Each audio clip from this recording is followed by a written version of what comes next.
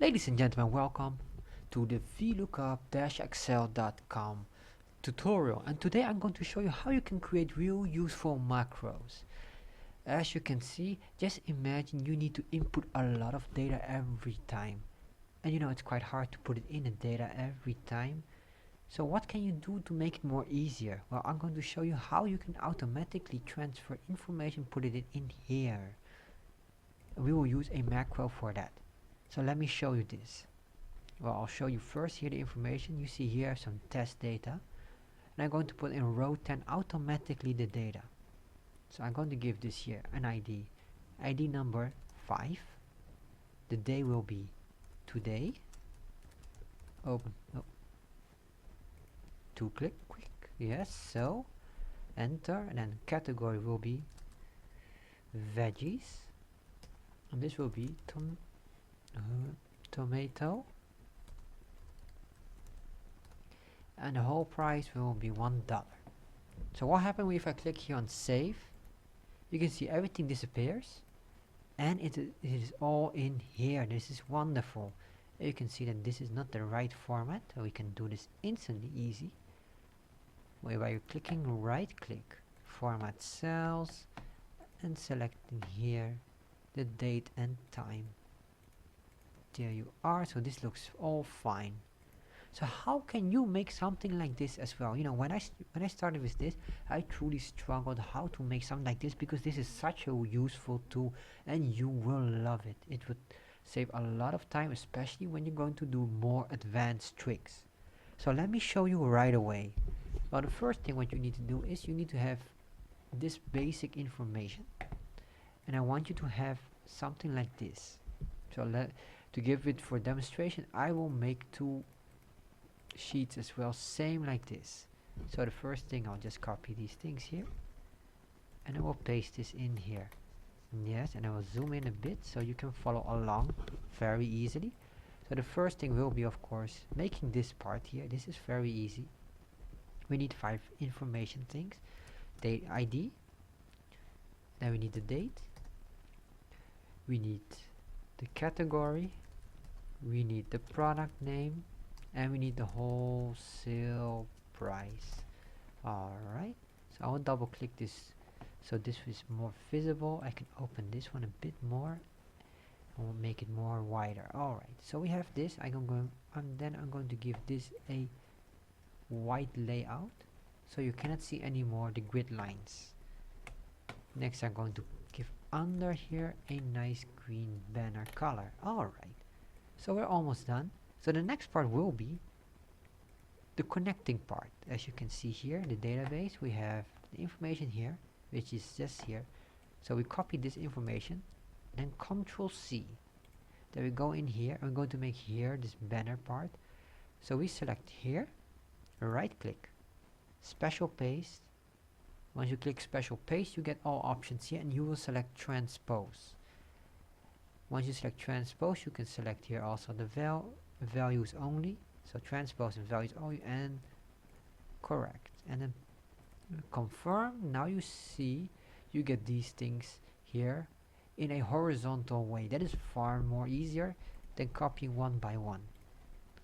So once we did that, I'm going to give it a nice border quality, and this will be a double border like this. As you can see, we have this now here. So now the next part will be, of course, making this. To do this, we need a special button. This is my save button. To put this button in here, it's very easy. I'm going to put it in here. We just insert, and then we select here shapes and select this. Once we did that, we have here our button. I'm going to give it the right layout color, and then I'm going to type in save in here. Then I will click this, make it bold, and put it to the center and the middle. So that's the button. Right now, if you click on it, you see nothing happens. It is not yet activated like this one here. You can see there's a macro running right now. So if you click this, you see there's something moving, but it's going very quick. And so let's start with the first part. We need to create a macro, and to create a macro you need the developer tab. To activate this, it's very easy. You go to File, and you go to Option. Once you go to Option, you can select here Customize Ribbon, and then you can see here the Developer tab. If you uncheck this, it will disappear once I confirm, as you can see. So we need to check this one. So I'm going to Option again, I'm going to check it on. Once I mark this, yes, confirm, and then you see the Developer tab is back. So this is the Developer tab. So to do this, first of all, I want to have some test data. This is very important. You must have your test data. So what I'm going to give it here, this is value 0. Date will be today. I'll just give it a value of today. Open and close parentheses, enter. Category will be test category, product will be test, wholesale will be 0. So there's no price in here. I'll do want to give it a proper markup. Alright, and this same story, also a proper markup. To do that, we can do here, and then we select here special and then zip code. I like this, so we have more product names, and everything else is fine. So what we're going to do right now, well, very easy. We're going to put here now value. So I'm going to put here value 1, and same story here, right click, format cells, and select here special for zip. There you are. The date will be, I'll just type in here today, enter, and the category will be, let's say we have some fruits. So fruit will be our category, and apple will be our test product, and the wholesale price for this product is, well, very easy. Let's say $1. Let's make it easy. So I will select here the dollar sign. Alright. So we see here everything is proper. And here we need to do this. Now what we need is we need to make sure that this will be activated. To do this, you need to go to Developer tab and you select here Record Macro. Once you click on this, everything will be set in action, and you need to remember that if you make mistakes, you will record the mistakes as well. So this means that you are not allowed to make mistakes during the recording moment. So let's start. I will click on this. You get a message what kind of macro name you want to give it. I will say here, this is my demo macro. So okay, and confirm. Once I did that, now it's already in, it's active. You can see here stop recording. Right now it is recording. So what I'm going to do right now is very easy. I'm going to select all of these values. Then I select Ctrl C. Then I'm going here to sheet number 4. I'm going to select this part, and now there's an important step. You need to really follow this. You select this, and then you go to relative reference. Very important. I will explain later why you need to do this. So then you hold Control. Important. Now you need to follow very clear, very precise. Control down arrow. Once you did that, you go 1 down. Now one more time.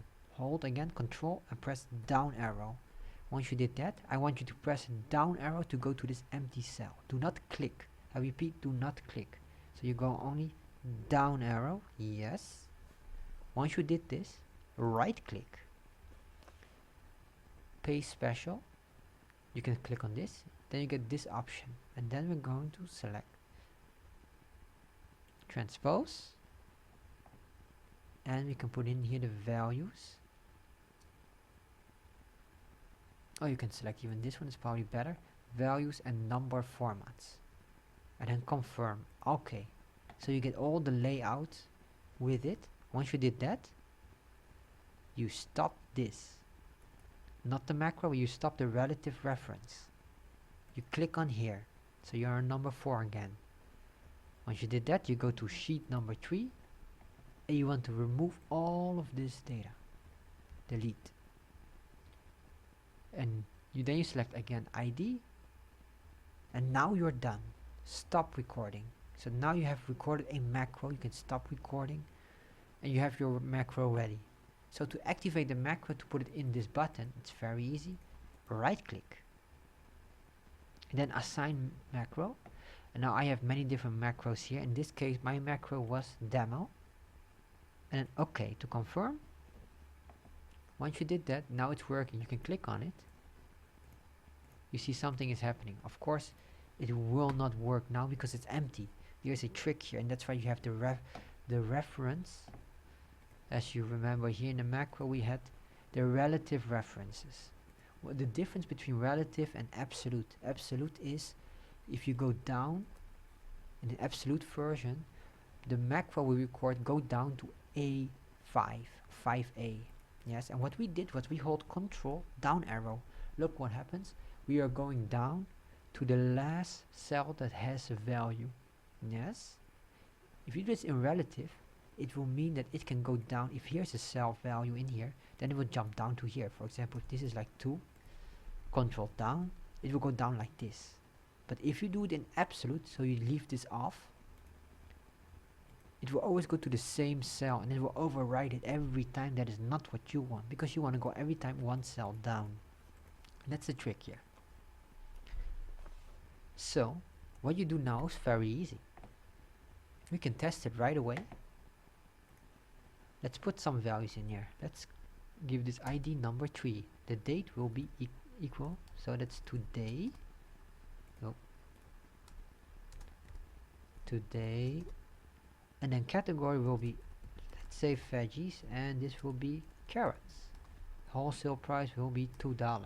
What happens now is if we click save, you see everything disappears and it's been stored in here. And the same story will be for something else. If you would make it even easier, I'm going to give it some basic numbers. What happens? Save. Beautiful. One more time. And save. So you can see this is the way how you can create macros, and you will save every time and it will go down one more. So this is so useful because it will save you so much time in anything you do, especially if you have a large data sheet that you need to input information in, and if you have a other system that you want to connect to it. So if you truly love this, just check out my website at www.vlookup-excel.com to learn every possible thing about Excel.